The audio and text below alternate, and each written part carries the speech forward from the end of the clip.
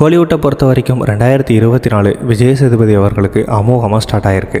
இந்த வருஷம் வெளியான மகாராஜா திரைப்படம் விஜய் சேதுபதி அவர்களுக்கு இன்டர்நேஷ்னல் ஹிட்டு. தமிழ்நாட்டில் தியேட்டர்ஸில் நல்ல ரெஸ்பான்ஸ் வாங்கின மகாராஜா பின்னாடி ஓடிடியில் நெட்ஃப்ளிக்ஸில் ரிலீஸ் ஆனதுக்கப்புறம் வேர்ல்டு லெவலில் ஃபேமஸ் ஆச்சு. உலக அளவில் அதிகமாக பார்க்கப்பட்ட திரைப்படங்களில் 5வது இடத்த மகாராஜா பிடிச்சது. இப்போ அது எல்லாத்துக்கும் மேலே இன்னும் ஒரு படி மேலே போய் சைனாவில் கிட்டத்தட்ட 40,000 ஸ்க்ரீன்ஸில் மகாராஜா திரைப்படம் வெளியாக போகுது.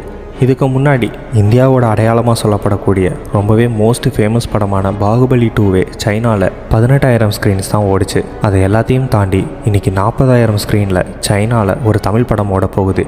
இதன் மூலமாக தமிழ் திரைப்படம் முதல் முறையாக 1000 கோடி வசூல் அடிக்கலாம் அப்படிங்கிற எதிர்பார்ப்பும் மகாராஜா திரைப்படமால் எழுந்திருக்கு. இதற்கு அடுத்தபடியாக எல்லாருமே அதிகமாக எதிர்பார்க்கிற திரைப்படம்னா அது விடுதலை பாகம் 2 தான். விடுதலை பாகம் 1ல் கொஞ்ச நேரம் மட்டுமே விஜய் சேதுபதி வருவார். ஆனால் அந்த கொஞ்ச நேரமும் மிரட்டி விட்டுட்டு போயிருப்பார். அவரோட ஆக்டிங்லாம் சொல்ல சான்ஸே இல்லை. படத்தோட எண்டிங்கில் அடுத்த படத்துக்கான லீடுக்கு சில மாண்டேஜ் ஷார்ட்ஸ்லாம் வச்சுருப்பாங்க. அதில் விஜய் சேதுபதியோட டயலாக் பர்ஃபார்மன்ஸ் இதெல்லாம் பார்க்கும்போது விடுதலை பார்ட் 2ல் என்ன மாதிரியான சம்பவம் பண்ணியிருக்கார் அப்படிங்கிறத பார்க்குறதுக்கு எல்லாருமே ஆவலாக இருக்கிறாங்க.